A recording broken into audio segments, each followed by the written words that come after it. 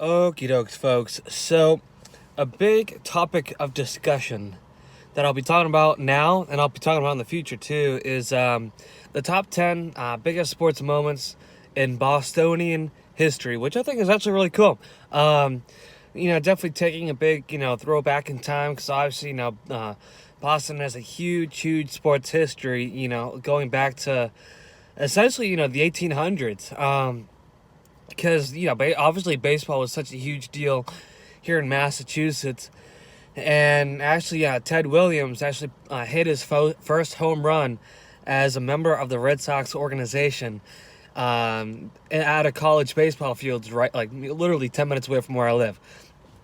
So that was, way back in the old Stone Age, when dinosaurs were still roaming around.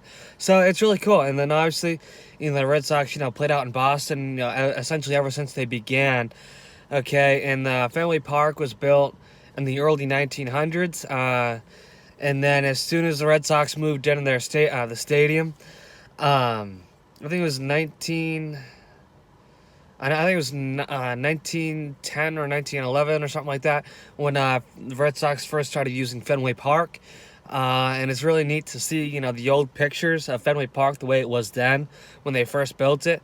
And then, fast forward all the way to now, and it's drastically different, okay?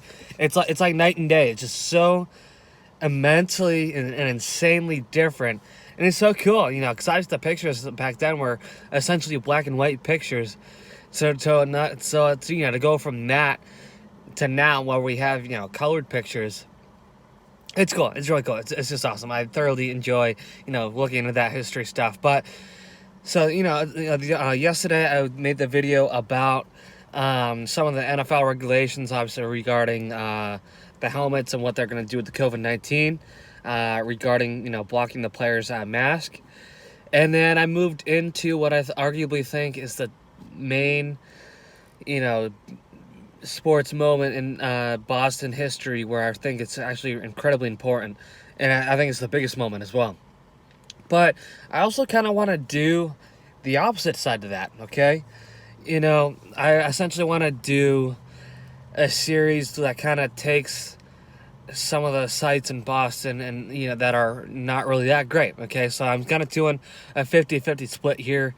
Because I know I'm not really doing a great job explaining myself right now, so hold on, let me backtrack a little bit. So, obviously I'm doing the good things in Boston, I'm doing the great Bostonian sports moments, so I want to do the other side of that, okay? I want to do the things in Boston that aren't really that great at all, okay? So, take kind of negative aspects of Boston, talk about them, and then, same thing with Boston sports history, take the negative aspects of, sports stuff, talk about those as well. So, I'm going to spend a lot of time, really kind of talking about this stuff.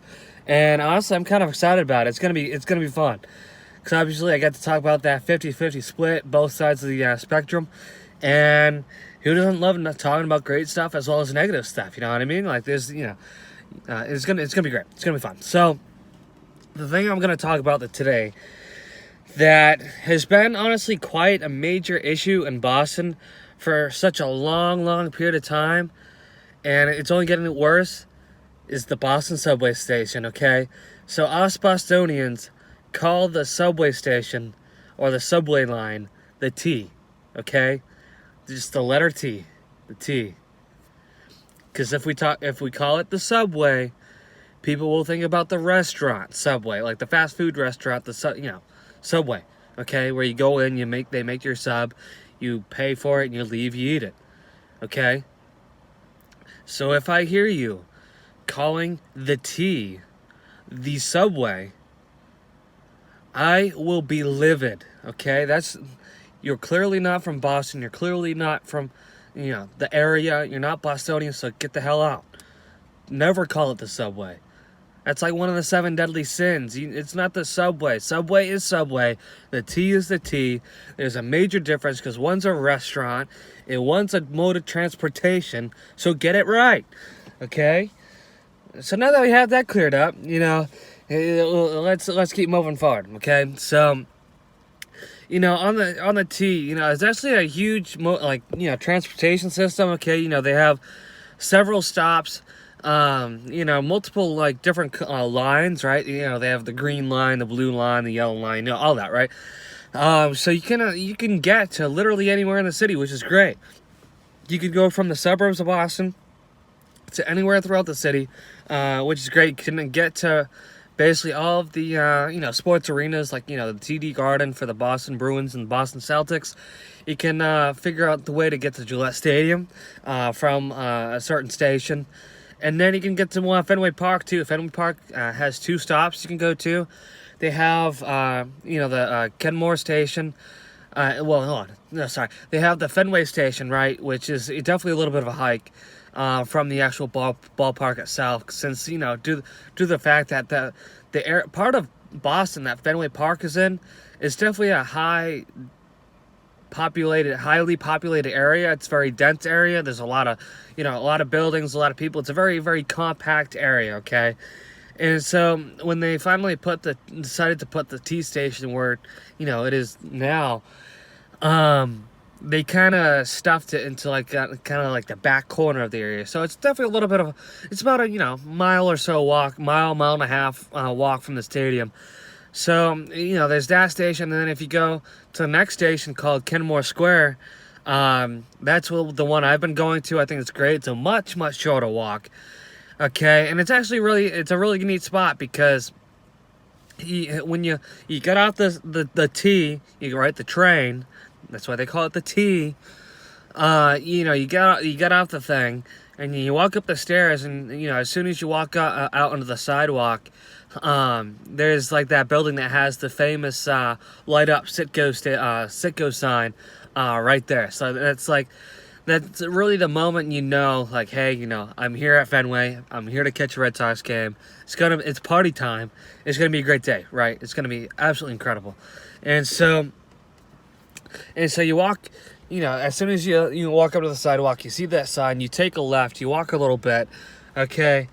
And depending on what time you get there, there's already a whole bunch of folks out there, playing the drums. There's already folks, that work for the organization that yell, hey, get your programs here. And then that's another indicator you're in the right spot. And then you take another left after a little ways down the road, and then that brings you over the bridge, over the Massachusetts Turnpike. And I've got to say, that's got to be one of the coolest sights in Boston right there, because if you stop, not only is the highway obviously right under you, but if you look out, you see some of the main skyscrapers in the Boston skyline. So I always love being able to stop there for a quick minute, take a peek, maybe take a picture, and then go on with my day. And then basically as soon as you get over the bridge, Fenway Park's basically right there. After like maybe 20 feet of walking.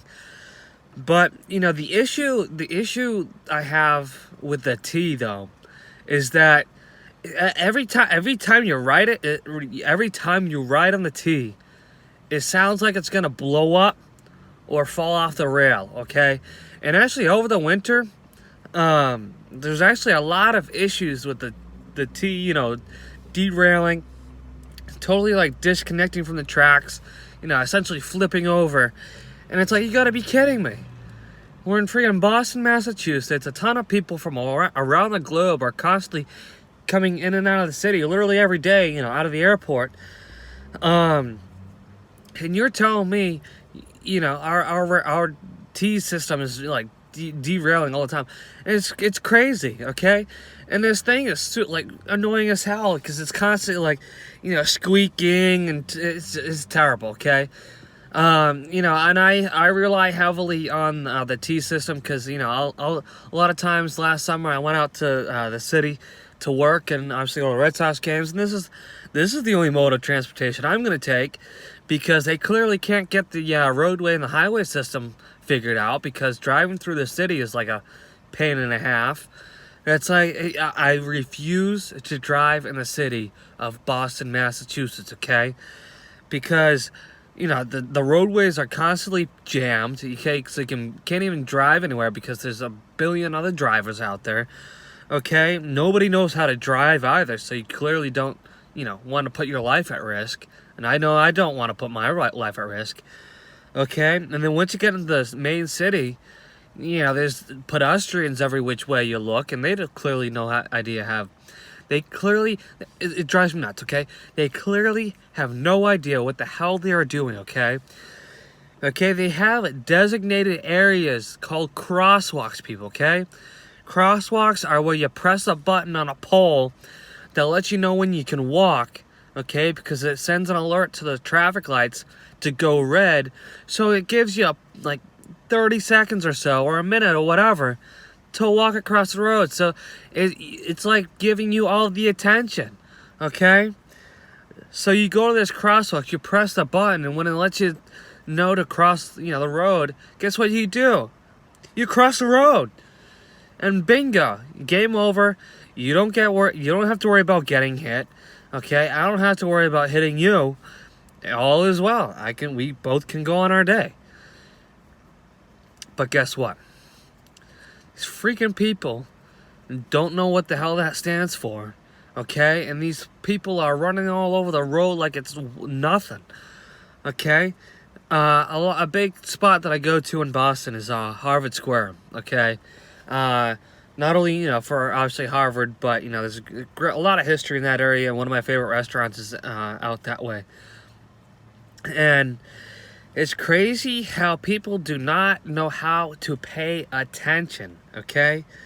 If there's a car coming, they were just like, oh, yeah, let's go out in the middle of the road and almost get hit. Oh, my God, oh, my God, oh, my God. No, sweetie, no, you don't do that.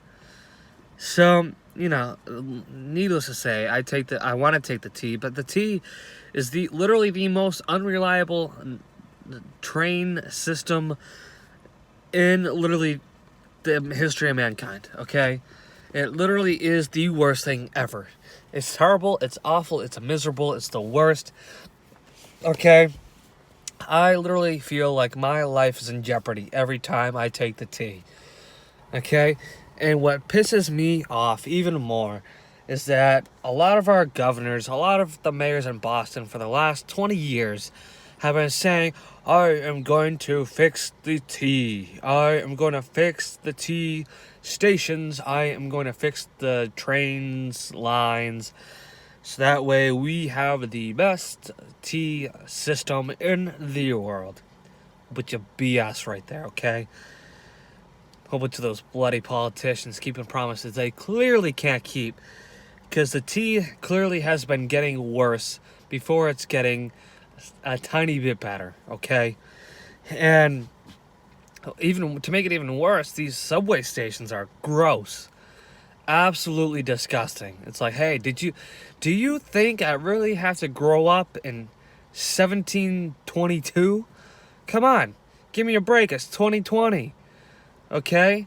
And you're making these stations look like they're a freaking pit. Okay? The amount of things in Boston that are so expensive, the amount of money that's being generated for the city of Boston, they can't even clean things up. Give me a break. They're idiotic. Okay? I would love a house in Boston. I would love a penthouse or a condo or whatever in Boston. But guess what? If they can't fix the T stations, I'm getting the heck out of here. With that being said, I'm going to end this video right there. Alright? So I'll see y'all soon.